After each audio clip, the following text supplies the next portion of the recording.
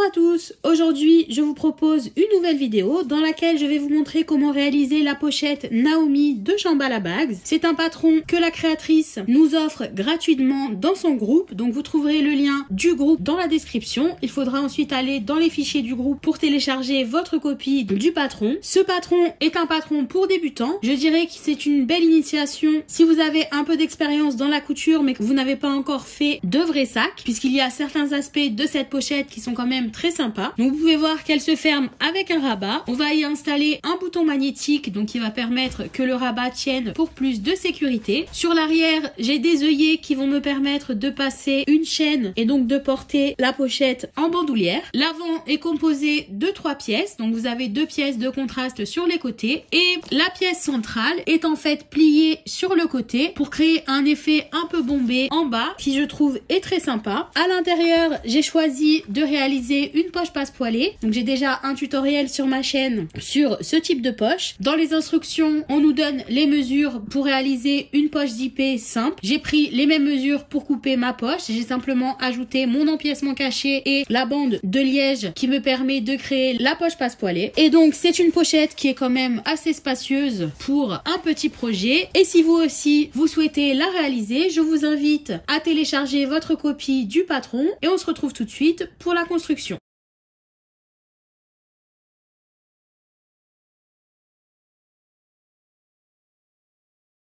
Voici les pièces à découper pour réaliser cette pochette. Il va vous falloir une pièce qui correspond à la pièce principale extérieure devant. Donc elle est à couper sur le pli. C'est sur cette pièce que l'on va venir faire les plis qui vont former l'avant de la pochette. Et il vous faut ensuite 2 pièces de contraste. Attention, ces 2 pièces sont à couper en miroir. C'est-à-dire que j'en ai coupé une avec la pièce du patron à l'endroit et l'autre avec la pièce du patron à l'envers. J'ai choisi pour mon extérieur d'utiliser du liège. Je n'ai donc pas besoin d'ajouter un thermocollant tissé. Si vous avez choisi d'utiliser un tissu plus fin, il va falloir le renforcer avec un thermocollant tissé. Il vous faudra ensuite 2 pièces qui correspondent au rabat. J'ai ici choisi de couper une pièce dans mon tissu extérieur et une pièce dans mon tissu de doublure. Je vais coudre la méthode des bords cachés, c'est-à-dire que je vais coudre mes pièces endroit contre endroit puis retourner mon rabat. J'ai donc laissé la pièce telle qu'elle en coupant selon les pointillés. Si vous souhaitez laisser des bords bruts tout autour, il va falloir couper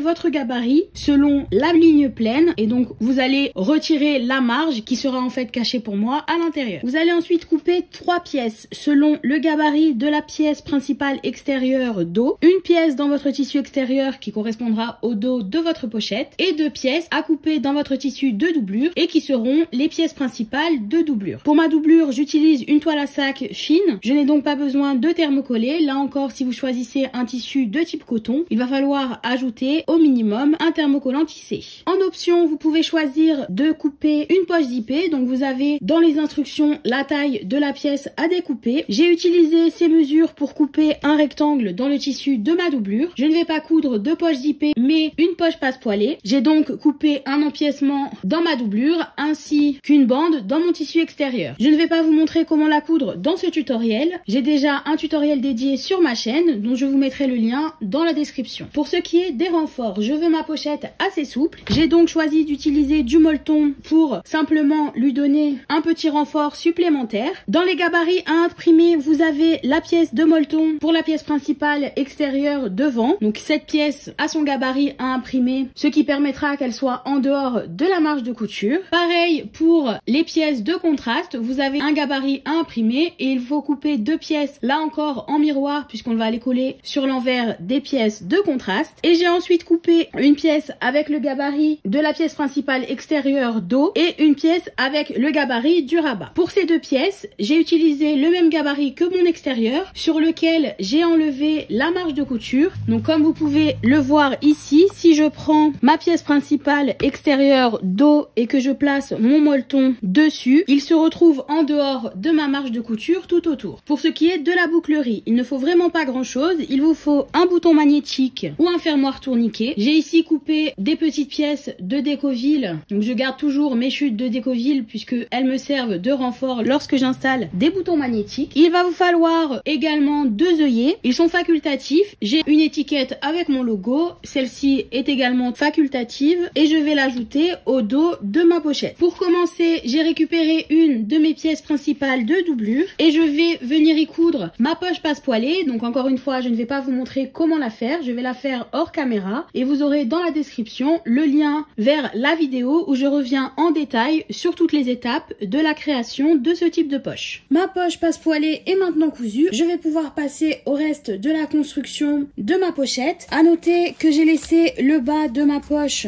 ouvert. Il me permettra de fermer ma doublure plus proprement et que la dernière couture serve à fermer la poche et donc qu'elle soit moins visible sur la pochette une fois terminée. Je vais maintenant ajouter mon molleton sur toutes les pièces extérieures. Le mien n'est pas thermocollant, je vais donc utiliser une colle en spray afin de le coller centré sur l'envers et on pourra ensuite passer au début de la construction de cette pochette. Mon molleton est maintenant ajouté à toutes les pièces qui en ont besoin. Attention à bien le centrer sur l'envers. Un bon exemple est celui de la pièce principale extérieure avant puisque on centre le molleton et comme vous pouvez le voir, il y a quand même un grand espace de chaque côté par rapport à la marge de couture. C'est parce qu'on va faire tous les plis sur cette pièce et on va ensuite venir y ajouter les 2 pièces de contraste. Donc il ne faut pas que le molleton soit trop près des bords pour ne pas qu'il nous dérange. Normalement, si vous avez coupé votre pièce de molleton avec le gabarit dédié, vous ne devriez pas avoir de problème. Et une fois que mon molleton est ajouté, j'ai tracé les repères de mon bouton magnétique. Donc j'ai un repère sur ma pièce principale extérieure avant, un repère sur le dos de mon rabat. Donc ne faites pas attention aux traces, ma colle sèche jaune. Elle laisse donc des traces sur le molleton mais elle ne se voit pas sur l'endroit de mon tissu. Et j'ai ensuite tracé également sur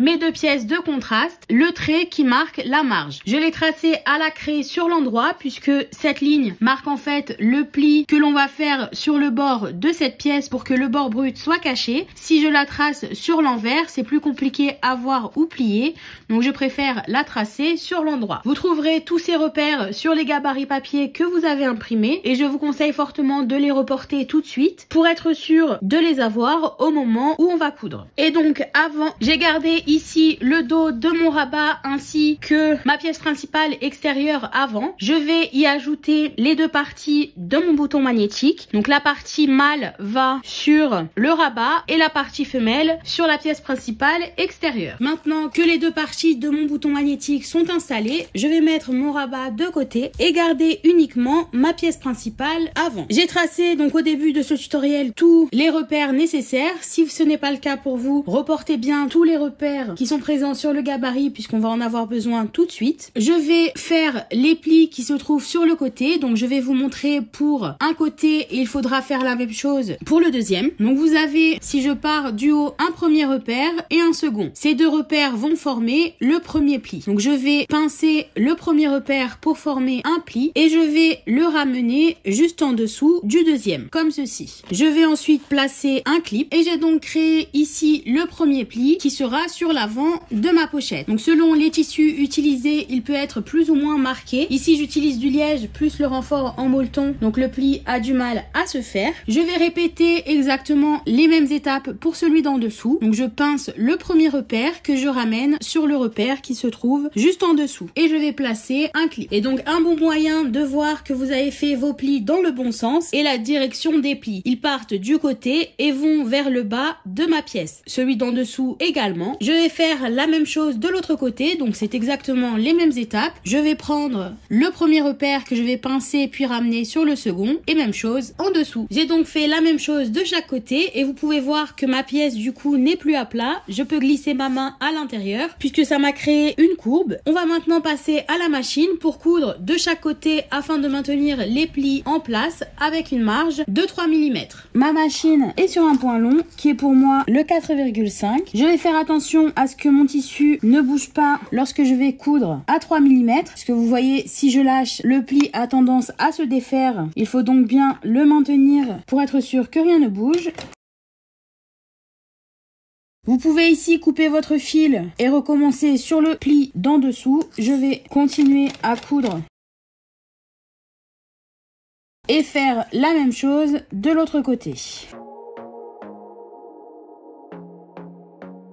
Mes plis sont maintenant bien maintenus, on va pouvoir passer à l'ajout des pièces de contraste. Sur mes 2 pièces de contraste, j'ai tout à l'heure tracé la ligne sur l'endroit. Je vais maintenant passer sur l'envers et je vais mettre du scotch double face le long du bord où j'ai tracé la ligne. Ce sera pour celle-ci à droite et pour l'autre à gauche. Mon scotch est maintenant attaché. Si votre machine n'aime pas le scotch, je vous conseille d'utiliser une largeur de scotch plus fine. Ici, il s'agit, je crois, d'un scotch de 1 cm de large. Il en existe aussi de 3 mm de largeur qui permettront qu'il soit en dehors de votre couture. Je vais maintenant plier ma pièce en suivant la ligne. Alors au niveau de la courbe, je vais faire des petites entailles. Comme vous pouvez le voir, je ne vais pas jusqu'à la ligne puisque si je m'approche trop près de la ligne, lorsque je vais plier, mes entailles se verront sur l'endroit. Et je peux maintenant plier tout le long. Et vous pouvez voir que les entailles ont permis à mon tissu de bien suivre la ligne. Je vais répéter la même opération sur ma 2e pièce. Je récupère maintenant ma pièce principale avant et je vais placer chacune de mes pièces de contraste de part et d'autre. Donc sur ma pièce principale, j'ai tout à l'heure marqué les repères en haut et en bas qui vont me permettre d'aligner ma pièce. Je vais prendre la pièce avec le bord plié à droite et je vais la placer sur la gauche de ma pièce centrale. Donc j'aligne d'abord le pli avec le repère en haut, puis le bas de ma pièce avec le repère en bas. Normalement, votre pièce devrait épouser parfaitement la forme de la pièce centrale et si je passe mon doigt, je sens bien que ma pièce centrale se retrouve à ce niveau-là. Je vais donc pouvoir faire ma couture pour attacher les 2 pièces ensemble sans problème. Je vais faire la même chose de l'autre côté avec mes 2 repères, là encore, que je vais aligner avec le pli. J'ai donc clipsé de chaque côté et pour que ma couture soit plus facile, j'ai rentré ma pièce centrale. Donc vous pouvez voir que la courbe se trouve maintenant dans ce sens-là et non plus dans l'autre sens comme elle y était juste avant. C'est simplement pour me permettre une couture plus facile puisque lorsque ma pièce est courbée dans ce sens-là, ça va être un peu plus compliqué à coudre. Donc je rentre ma pièce centrale et ça va également permettre à ma pièce de contraste de ne pas trop bouger le long des bords. On va maintenant passer à la machine pour surpiquer à 3 mm du pli afin d'attacher toutes ces pièces ensemble. Ma machine est sur un point long et donc j'aplatis bien ma pièce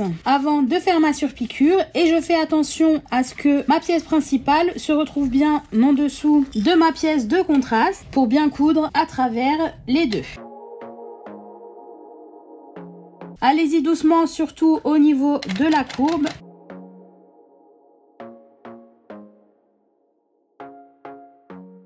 Je répète la même opération de l'autre côté.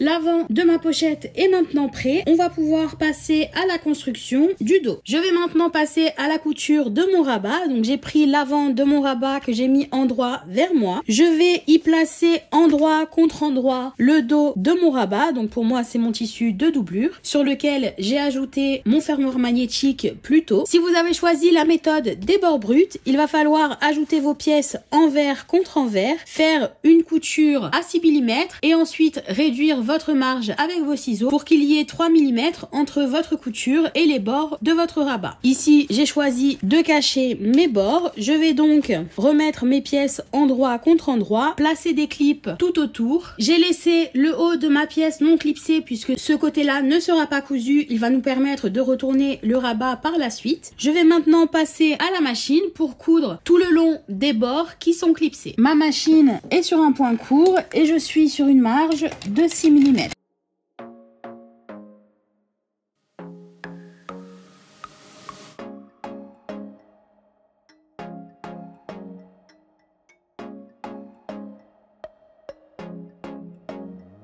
Maintenant que mon rabat est cousu, j'ai cranté la marge, donc j'ai utilisé mes ciseaux crantés. Vous pouvez aussi faire des petites entailles en faisant attention à ne pas couper la couture. Et je vais maintenant retourner mon rabat à l'endroit. Une fois mon rabat à l'endroit, je fais rouler la marge entre mes doigts pour être sûr que tout soit bien sorti. Et je vais placer des clips tout le long de la couture. En haut, comme j'ai utilisé un tissu qui s'effiloche, je vais passer ma marge à l'intérieur, donc 6 mm. Et je vais ensuite clipser le haut pour le fermer. Mon rabat est maintenant clipsé tout autour. Vous pouvez voir en haut que j'ai rabattu ma marge à l'intérieur. Je n'ai donc plus de bord brut à ce niveau-là. Je vais passer à la machine pour surpiquer tout autour avec une marge de 3 mm. Je vais commencer ma surpiqûre en haut.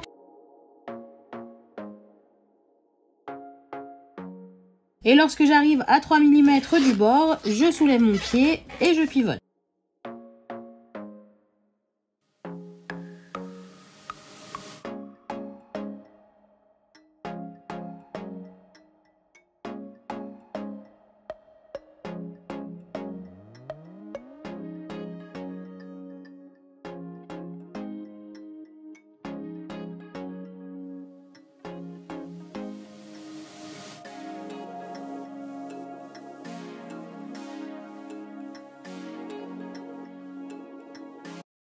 Mon rabat est maintenant terminé. J'y ai ajouté les œillets puisque je préfère les ajouter à plat plutôt qu'une fois que la pochette est terminée et donc que le rabat est attaché. Je vais maintenant récupérer ma pièce principale extérieure dos sur laquelle j'ai tracé quelques repères. J'ai d'abord tracé bien sûr le repère central, puis j'ai ensuite mesuré 4,5 cm depuis le haut et tracé une ligne. J'ai également reporté mon repère central sur cette ligne. J'ai choisi de faire mon rabat avec des bords cachés. J'ai donc replié la marge en haut. Dans les instructions, on nous demande de placer le rabat à 5,1 cm. Mais pour ce rabat-là, le haut a des bords bruts. Comme j'ai retiré 6 mm de mon rabat, je retire également 6 mm pour la mesure. Ça permettra à mon bouton magnétique d'être toujours à la bonne place. Je vais donc placer mon rabat avec le dos du rabat contre l'endroit de ma pièce arrière. J'ai tracé un repère central également sur mon rabat. Je vais tout aligner et je vais ensuite passer à la machine pour faire ma couture. Je vais repasser sur la surpiqûre que j'ai faite sur mon rabat et je vais ensuite en faire une deuxième à 6 mm de la première. Si vous ne voulez pas repasser sur la même couture, vous pouvez simplement faire une couture à 6 mm de la première surpiqûre au-dessus et placer des rivets qui vont permettre à votre rabat d'être renforcé. Je suis descendue manuellement pour être sûre de bien suivre les mêmes points sur ma surpiqûre. C'est toujours plus sympa quand tout est bien aligné. Ma machine est sur un point long et je vais donc coudre mes deux lignes.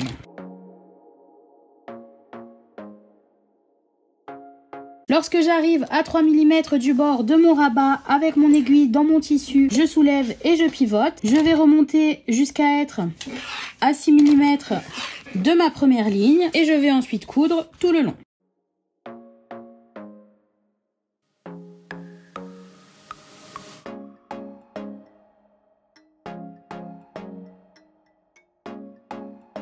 Je suis arrivée au niveau de ma surpiqûre de l'autre côté, donc je vais redescendre et continuer à coudre sur ma première couture.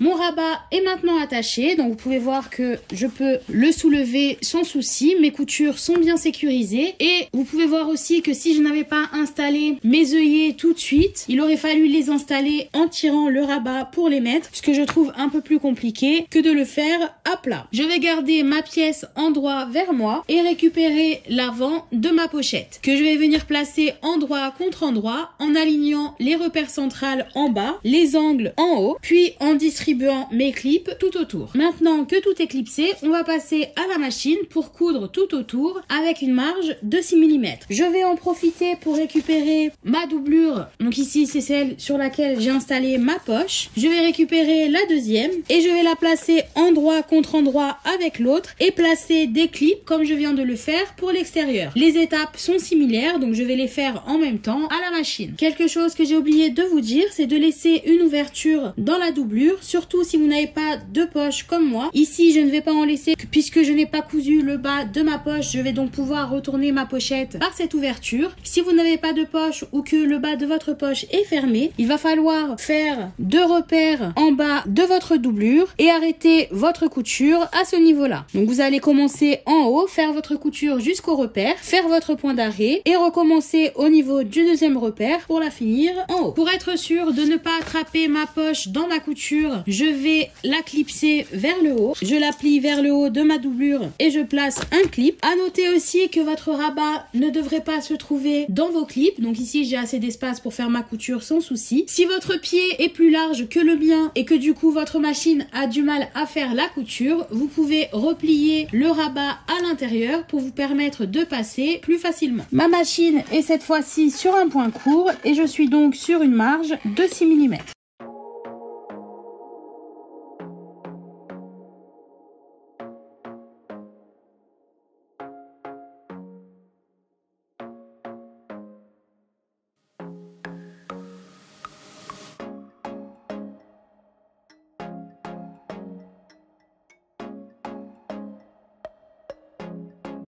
Pour la doublure, je vais faire les choses un peu différemment. Je vais commencer ma couture à 6 mm. Et une fois que j'ai fait quelques centimètres, je vais passer sur une couture de 1,2 cm. Ça va permettre à ma doublure d'être légèrement plus petite que mon extérieur et donc d'être sans pli à l'intérieur de mon sac.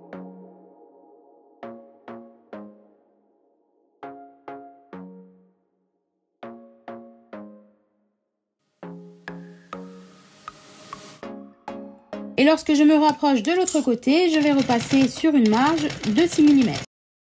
Maintenant que mon extérieur et ma doublure sont cousus, je vais réduire la marge de ma doublure pour qu'elle mesure 6 mm. Donc j'utilise des ciseaux crantés, vous pouvez utiliser des ciseaux normaux si vous le souhaitez. Je vais également cranter les arrondis sur mon extérieur. Donc je ne coupe pas grand chose de ma marge, je veux simplement cranter les arrondis pour qu'ils soient plus jolis lorsque je vais retourner la pochette. Et je vais maintenant mettre ma doublure à l'endroit.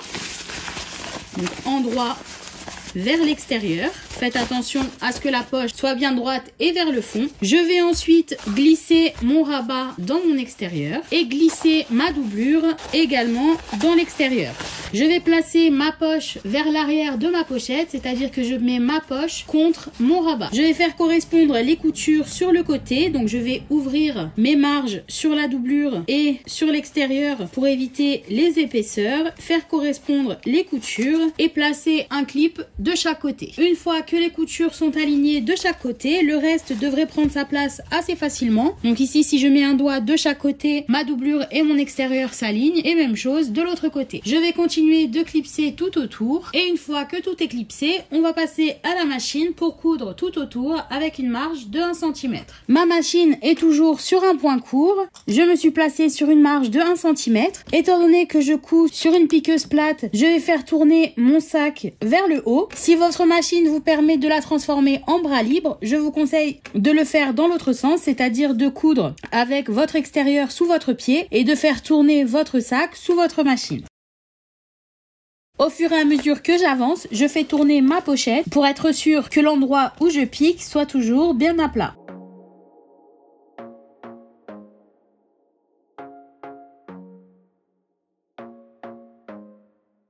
Je fais attention à ce que mes marges restent bien ouvertes sur les côtés.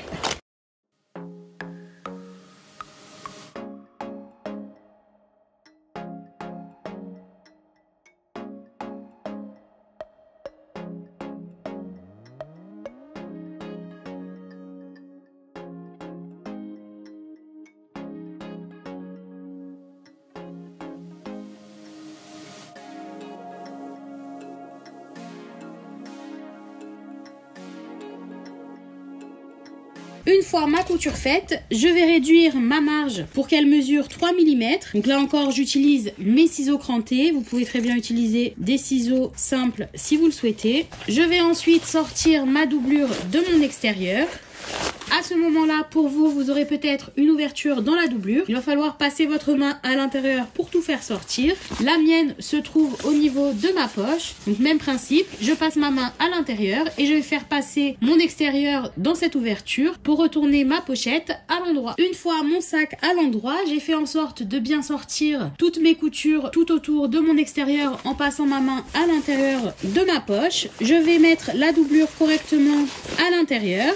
Donc je fais bien attention à ce que ma poche soit vers le fond également. Et je vais rouler la marge entre mes doigts en haut avant de mettre des clips tout autour, puisqu'on va maintenant surpiquer le haut de la pochette. Ma doublure est maintenant correctement à l'intérieur de mon extérieur. J'ai placé des clips tout autour. Je vais pouvoir passer à la machine pour surpiquer le haut de ma pochette avec une marge de 3 mm. Ma machine est cette fois-ci sur un point long. J'ai bien poussé mon rabat pour qu'il ne soit pas sur mon chemin. Là encore, même principe que pour la couture précédente. Si vous avez une machine qui peut être transformée en bras libre, je vous conseille de le faire pour que vous puissiez coudre tout autour sur l'extérieur, donc que le fil du haut soit celui qui se voit sur l'extérieur de la pochette. Je peux également coudre depuis l'extérieur, mais dans ce cas-là, il faut que j'écrase ma pochette, ce que je n'aime pas trop faire. Je vais donc ici surpiquer le tour de mon sac en mettant ma doublure contre mon pied. Mon extérieur est donc contre ma table, ce qui veut dire que le fil de ma canette est celui qui se verra tout autour de ma pochette. Donc c'est quelque chose à prendre en compte si vous décidez de faire cette couture comme moi.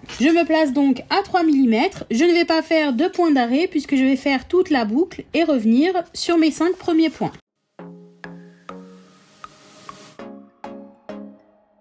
Allez-y doucement à ce niveau-là puisque c'est quand même une pochette qui a une petite taille. Il ne faut donc pas aller trop vite pour ne pas dévier au moment de coudre.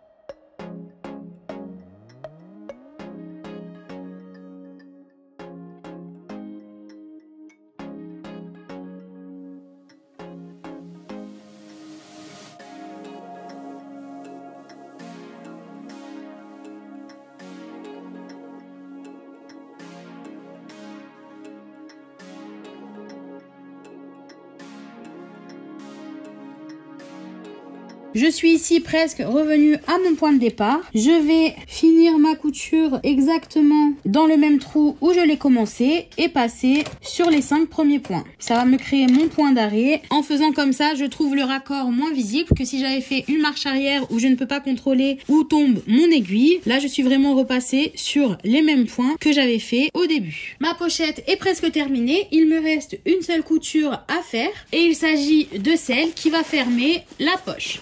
Donc pour vous, ça sera peut-être la doublure. Donc je vais tout sortir pour vous montrer.